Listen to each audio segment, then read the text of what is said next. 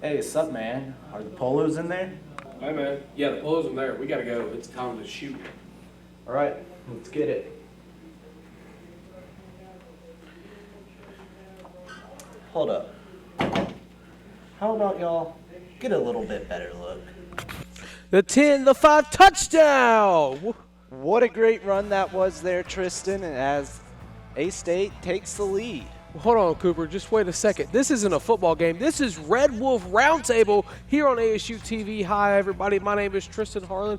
Here with my broadcast partner, my good friend Cooper Milder. Cooper, how you doing today, my friend? I'm doing good. I'm ready to get Red Wolf Roundtable, the new and improved Red Wolf Roundtable, up and running here on ASU-TV. For those who do not know who we are, I'm Tristan Harlan from Cabot, Arkansas. Did a little commentary over there. Was a sports director, led everything over there for the sports side. Cooper, why don't you introduce yourself to the fine folks? Yes, my name's Cooper Melder. Hi, everyone. I'm also from Cabot, Arkansas.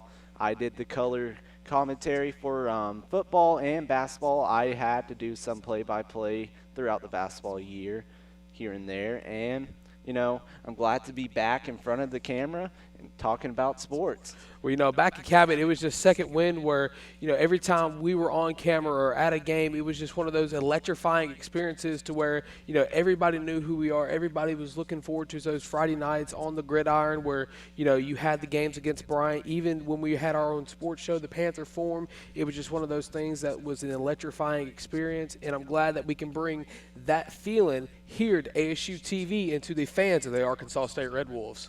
And that is true. We need to get excitement for A-State football. We are a smaller school in the Sun Belt, but more known as the Fun Belt. We can have fun. We have a great soccer team.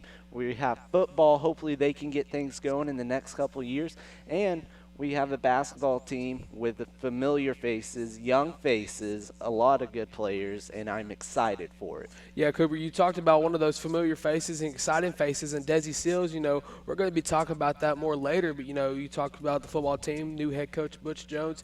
This is his first year. It's not going as well as we hoped it for. We'll get into that later. But, you know, I'm just excited to get this show on the road, going, and get excitement back to A-State athletics. So we'll be back after this talking about A-State football, reviewing App State's game. We'll be back after this.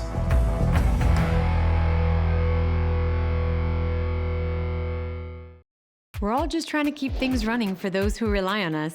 That's why we don't have time to be sick with the flu.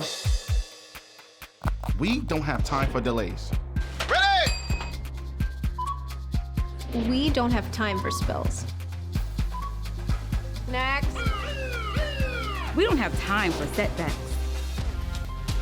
Let's be real. Getting the flu shot helps you fight the flu. Get a flu shot for yourself and those around you too.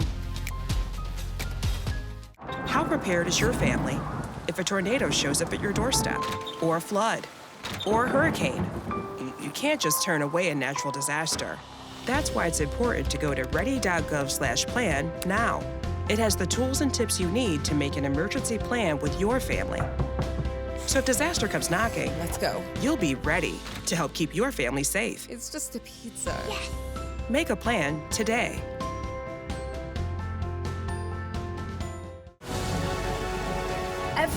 Every day, Millions of people are connecting and even though we're overcoming obstacles, Watching each other's backs, and banding together.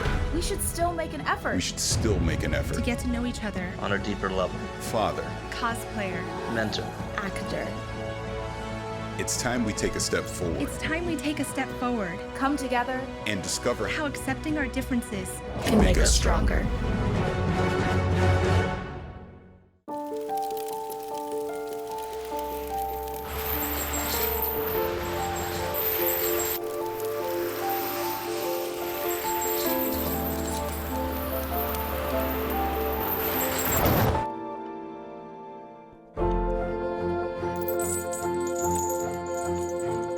Did you know dragging chains can spark a wildfire?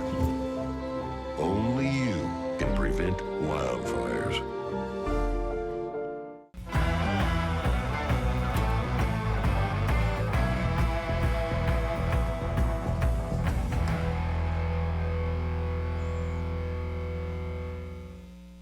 Welcome back, Red Wolves fans. This is Red Wolf Roundtable. I'm Cooper Melder. Alongside me is Tristan Harlan. Now we're going to be going and talking about Arkansas State versus Appalachian State last Saturday. What a great game that was. It was very exciting the first half, but really after the first half, Arkansas State got shut out. Yeah, Cooper, I mean, towards the start of the game, Lane Hatcher, he was firing on all cylinders. The offense looked great. We actually got on the board a little bit early due to some penalties, as you see on screen now, the walkthrough for the A-State Red Wolves. And, I mean, it was just one of those games that, it started off electrifying, coming on during the season, you're not doing what you hope you would as a Red Wolf football fan. But, this game started off well. You had your defense playing the best football they've played arguably all year with a few mistakes here and there. I mean, as you see there, that was just a great trick play by Appalachian State for the touchdown. And, I mean, Cooper, it was what you wanted to see in that first half from the Red Wolves, if you were looking forward towards the improvement. As you see there, I mean, that was just another great touchdown there by Lane Hatcher that he's had all year, Cooper. But, I mean, arguably this was the game that showed that Butch Jones and his Red Wolves know what they need to do to win. Yeah, and what I saw, there wasn't, if you look at the score, we lost 48-14. And you're like, how can you get any good plays out of that? Well, like you've seen, the pick six, that got App State on the board 7-0. But really, Arkansas State got down 14-0, but they fought back instead of cowering down like some teams would. I mean, it's not your season going well, you get down 14-0. No, they kept fighting and got it back to 14-14, even had a couple opportunities to stay in the game. But as we saw, it was just one of those. Our defense couldn't play well, and it was really the first game offense struggled. Right. I mean, like I was saying, towards the second half, after we tied it up 14, and, App State kind of started coming back and doing what they have done all year, when they beat Coastal Carolina with the field goal. It just, it shows the fact that the Red Wolves are not done with this year by any means necessary. I mean, sure, we do have the worst defense in the NCAA, but, it just goes to show that when it's time to play, the Red Wolves know. Butch Jones has told his guys numerous times that, hey, we know what we need to do. We have the formula to win. We just need to put X and Y together and show these fans, not only the fans, but the NCAA as a whole, that A-State football is going to be coming back soon. I mean, it's just really surprising that Butch Jones coming from Alabama and Tennessee, that he's now in the Sun Belt, I wanted to call it the Fun Belt like we do all the time. And it just goes to show that Butch Jones knows what he needs to do to win in Jonesboro, and it's only a matter of time before we get back to the winning ways like we were previously. And I mean, Cooper, I'm excited to see what Butch Jones brings in the future for A-State football.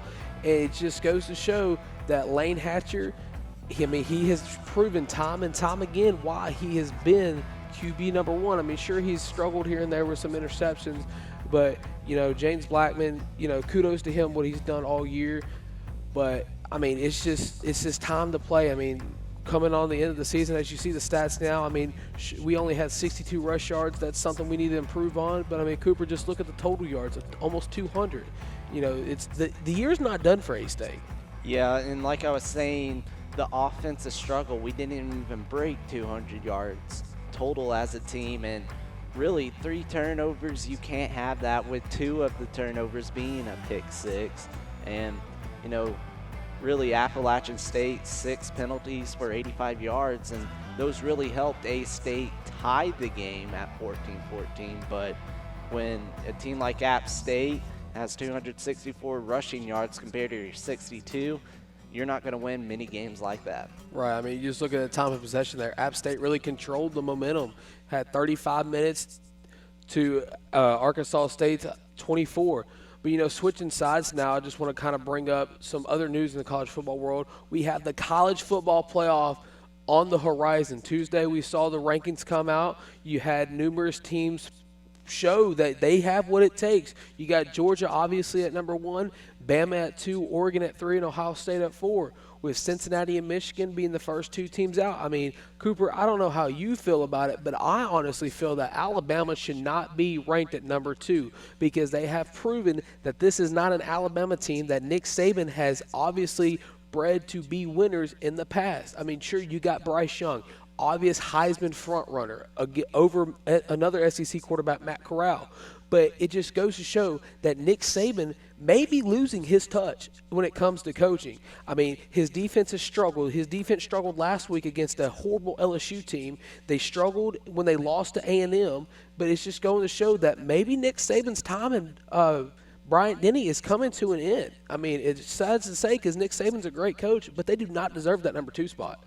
Well, there's no way Nick Saban's done. It's just one of those off years where they lose one game. I mean, I wish I could have an off year was losing one. But do I agree with Alabama being at 2? No.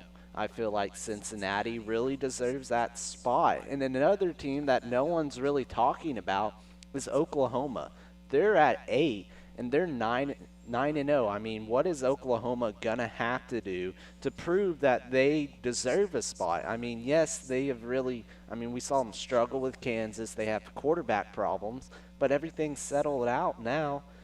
I mean, they're just probably going to have to win out and have a big win over Oklahoma State to really prove why they should be in the spot. But right now, this AP poll with the college football playoff rankings, it's just showing one loss doesn't matter anymore. If we really like you, then you're going to be in. And so that's it with this segment of A-State football. A-State takes on ULM Warhawks this upcoming Saturday, so tune in to watch that game, and you're watching Red Wolf Roundtable.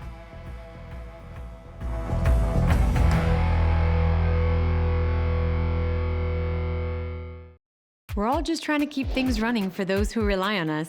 That's why we don't have time to be sick with the flu. We don't have time for delays. We don't have time for spills. Next. We don't have time for setbacks. Let's be real. Getting the flu shot helps you fight the flu. Get a flu shot for yourself and those around you too. How prepared is your family if a tornado shows up at your doorstep, or a flood, or a hurricane? You can't just turn away a natural disaster. That's why it's important to go to ready.gov/plan now. It has the tools and tips you need to make an emergency plan with your family. So if disaster comes knocking, let's go. You'll be ready to help keep your family safe. It's just a pizza. Yes. Make a plan today.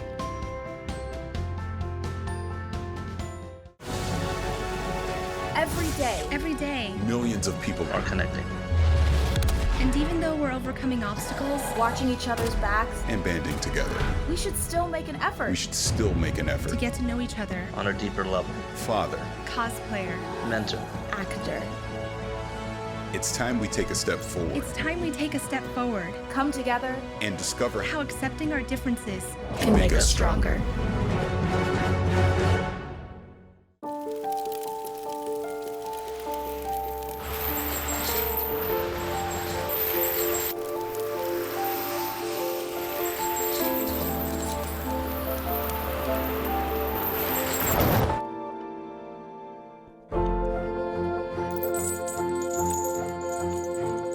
Did you know dragging chains can spark a wildfire?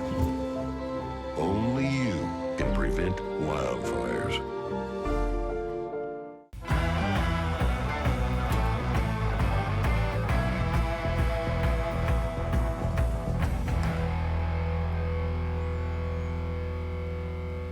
Welcome back, everybody, to Red Wolf Roundtable. Just tuning in, I'm Tristan Harlan here with Cooper Melder. Now, we're going to switch focus now to arguably one of the better sports here at Arkansas State, the A-State soccer team. We had a great year this year. We had the likes of Sarah Sodoma and Megan McClure absolutely tearing it up on the soccer field. Cooper, what a great year A-State had in soccer. Oh, it was another tremendous year here for A-State soccer. Like you were saying, Sarah Sodoma had 7 goals and 7 assists this year, equaling 21 points total on the season. And really, I mean, with great offense has to come great defense.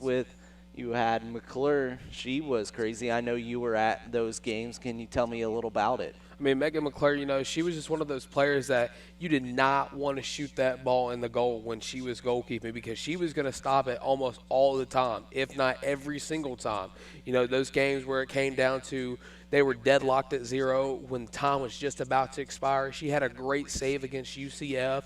UCF's goalkeeper almost gave her a run for her money for who was the better goalkeeper. I mean, heck, this is the same lady that won Goalkeeper of the Year, and she was first team for the Sun Belt. I mean, Megan McClure was just honestly, one of those players that are once in a generational talent. She was able to have a lot of game-saving She was able to keep a lot of the game-winning goals from the other team. And, not to knock Sarah Sodoma. Sarah Sodoma will probably go down as the greatest soccer player in A-State history. She thrived where it mattered most. She came up big, helping her team win a lot of those games. And, I mean, Cooper, it just goes to show that Sarah Sodoma and Megan McClure are kind of like the LeBron and D. Wade of A-State soccer. I mean, they were able to run the Sun Belt with a force. I mean, of course, they suffered a heartbreaking loss in the tournament, but they're just two of those generational type talents that you'll probably never see again. And so to the stats part, A-State soccer averaged about almost 14 shots per game, and really, like you were saying, they lost to ULM in the quarterfinal of the Sun Belt Conference Tournament. Very disappointing. But what ULM did is they didn't let A-State get as many shots off as they would like, because at the end of the first half of play, ULM had 10 shots, A-State only had 4. Right. I mean, like we were saying, Sarah Sodoma and Megan McClure, not to fail to mention Aaliyah Williamson, she also had a great year. She had 24 shots, 17 shots on goal. She had 15 points, 7 goals with 1 assist. I mean, this A-State team is probably going to will probably go down as the greatest soccer team that A-State has ever had. Of course, we don't have a men's soccer team. We just have the women's. But, Brian Dooley did a great job this year with his soccer team, even winning Coach of the Year. So, it's a great time, since there's not a lot of soccer fans in America as there are overseas in countries like England or Australia. And, it just goes to show that soccer at A-State is one of those things that is a force to be reckoned with. Even our rugby team, not really an official NCAA licensed team, but they're still a force to be reckoned with. And Sarah Sodoma has shown time and time again that she will be missed, of course, from Brian Dooley and the rest of the A-State soccer team, but she has planted that leadership role in the freshmen that have surrounded her this year. And don't be surprised if next year this A-State soccer team doesn't go all the way and possibly win the NCAA championship. Yes, because at the beginning of the year, I went to the game against Ole Miss, and I really noticed how many freshmen were starting. So I know those freshmen really learned from two of the best players, Sarah Sodoma and Megan McClure. So A-State ladies soccer, be ready because you are about to be really good. Right, and switching focus now to the A-State volleyball team, this past Tuesday, I do believe it was a triple header Tuesday. We had a volleyball game, a women's basketball game, and a men's basketball game, as you're seeing on screen now. It was a hard-fought game. A-State actually went down in sets, and they actually was able to come back in front of their home crowd in the last game of the year and win that game. Brianna Hollenshed, along with Tatum Tickner and girls like Lauren Musanti, they were able to rally despite the deficit and come back and win that game. Yes, I saw the very end of it as I was getting ready to watch the men's game, and it was really impressive to see the A-State lady volleyball team just bring the fight and power to get the momentum going into the conference tournament. Right. That game was one of those electrifying games that you really didn't see in the volleyball team because they had their ups and they had their downs. But, that game went so long, Cooper, I don't know if you remember this or not, that it actually ran longer than people in the arena actually thought it was. So the men's basketball game actually got delayed because of it. I was there running replay for that crew there. And, we were sitting there thinking, man, this game is never going to end because A-State just kept fighting, did not want to give up an inch in that game. And, it just goes to show that they were that team that they were kind of like the football team. Yeah, they lost a lot of the games that they should have probably won, but they didn't let that stop them from fighting. They didn't let that get in their head saying, oh, well, maybe this isn't our year. They had a girl by the name of Tatum Tickner, and she was absolutely rallying that team, along with Brianna Hollenshed on net when she was getting a lot of those blocks that really won those sets. And, you know, like I was saying, it just shows the heart of not only the A-State volleyball team, but every single team here at Arkansas State, because they know they're a lower team. They know they get looked down upon like of the Arkansas Razorback fans because they're not the college in the state of Arkansas. But this team, let me tell you, brother, let me tell you something. This team has the fight in the heart of a lion. This team will not go away quietly. Any team here at Arkansas State can pretty much, we can say the same thing for. They know that they're probably considered the little brother or little sister, but this team will continue fighting no matter what. And that's so true. They're a hard-fighting team, and sometimes I'd rather take a team with hard players that will work hard as they can than a team with a bunch of talent that doesn't care. Right, and that'll do it for this segment. We're going to go take a quick break, and we're going to come back and talk about some basketball here on Red Wolf Roundtable. We'll be back after this.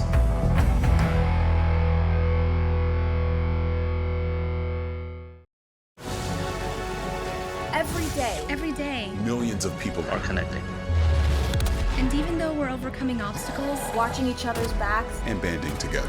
we should still make an effort. We should still make an to effort. get to know each other, On a deeper level. Father, cosplayer, Mentor. actor. it's time we take a step forward It's time we take a step forward, Come together. and discover how accepting our differences can make us stronger.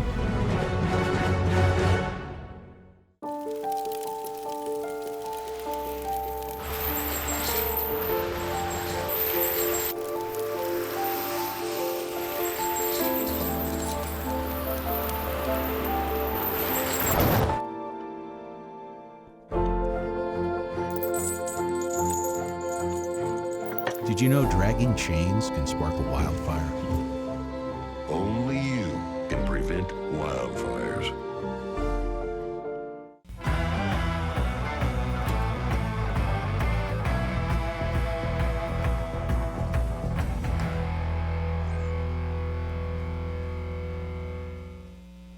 Welcome back, Red Wolf fans. Now we're going to head into the basketball. First, we start off with the ladies. They won 83-52 as they took on Central Baptist College. What a great game that was. We had Lauren Pendleton as the starter in her debut, 19 points, 9 assists, and 4 rebounds, along with 3 steals. Then her partner, Maylin Wilkerson, had 13, 1 assist, 1 rebound, and 1 steal. It was a great game from the A-State ladies team, and what a way to get into the win column. Right, I mean, as you saw when the clip started, it was kids day there at First National Bank Arena, so they had a lot of the younger kids come in from school on a field trip to watch some lady basketball here in Jonesboro. I mean, as you saw Upshaw getting a lot of good shots. A-State was able to move that ball around very well. As you see now, they won 83-52, shooting 26 for 75 from the field. Had a lot of good three-pointers, shooting 12 for 44. I mean, Cooper, what a game it was to start triple header Tuesday. I mean, it was a good game, but a stat I do not like is how we got out-rebounded. CBC had 56 rebounds. Arkansas State only had 39. But we made up for it. We forced 26 turnovers. Yeah, I mean, there after a while, it was child's play after a while. I mean, no pun intended for the children being there. I mean, it just goes to show that once you get in your zone, even if it's early on to where it's not a conference play, it's just a regular old playing teams that you really don't see all the time, that once you get that first mistake, then mistake after mistake after mistake will follow. And hey, if you take advantage of it and you make it look good, then you have no problem winning basketball games. But when you're getting out rebounded, you have to do something on the defensive effort to get that ball back to your playmakers, back to your scorers, to where you can do something and make the Sun Belt beware of the Arkansas State Red Wolves. And really, the ladies, it was a game they knew they were going to win. It was kind of one of those, you came into the game and was like, all right, let's see this new team. Let's see how this year's going to go. And everything was perfect. We just got out-rebounded, and you can't have that happen. Right. I mean, like we were saying, you can't get out-rebounded. Great win for the Lady Red Wolves. But, switching focus now, we're going to talk about some men's basketball. The final game of the triple header that was Tuesday. You saw Desi Seals absolutely going off against Harding. Just great basketball over around. A-State absolutely with a force showed Harding what they were able to do and why they're the best team in the state of Arkansas when it comes to men's basketball.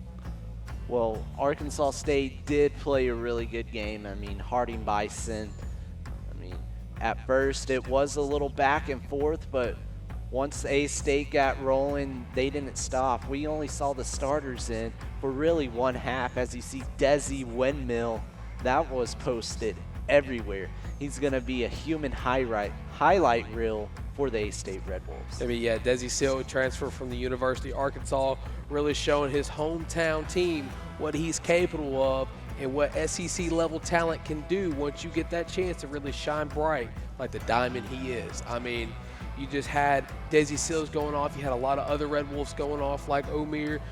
It was just a great game for the Red Wolves, a great whole triple header for the Red Wolves as a whole. The Arkansas State Red Wolves, they played with the delay, and it just goes to show that, hey, this team come January, come conference time, come even March Madness coming up here later on next year, this may be a team. I mean, it's a little too early still, but this may be a team that we're sleeping on, that a lot of people are sleeping on come Selection Sunday. And here we have the stats pulled up. Arkansas State went 29 for 66, and one stat that I really don't like is the three-pointers. We only made 3 out of the 16 shots. Definitely need to improve that if we're going to want to win games, but we capitalized at the charity stripe, 20 for 21. Right. I mean, after halftime, a lot of the stars were just on the bench, resting for the rest of the season. But the three-point ball was really a weak link for the Red Wolves in that last game of the night. It took a lot of time before we finally found the bottom of the net.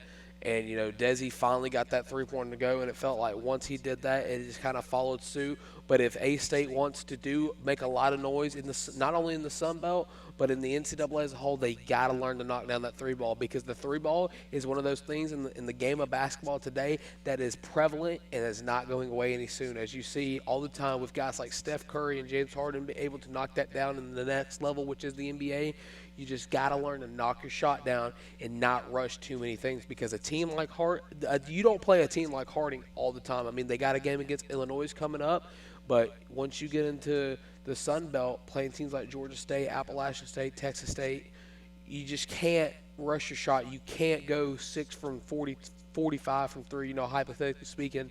You just got to knock down your shot. And so if they can do that, who knows? Like I said, sleeper team comes Selection Sunday. And one player I really want to focus on real quick is Norchad Omer. I mean, everyone's been talking about Desi, but Norchad Omer, he had 15 points along with 4 blocks and 3 steals. Right. I mean, that's a true big man right there, getting 4 blocks and 3 steals. I mean, what a game. He had, along with 12 rebounds, he had a double-double.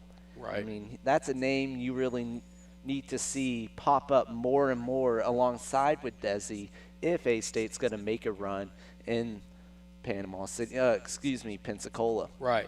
I mean, that pretty much does it for this episode of Red Wolf Roundtable. We want to thank you for tuning in to the first episode of the revival that is Red Wolf Roundtable. We hope you loved what you saw and stick around for more episodes coming up. But for Red Wolf Roundtable, I'm Tristan Harlan. And I'm Cooper Melder. Have a great day, everybody. Thanks for tuning in.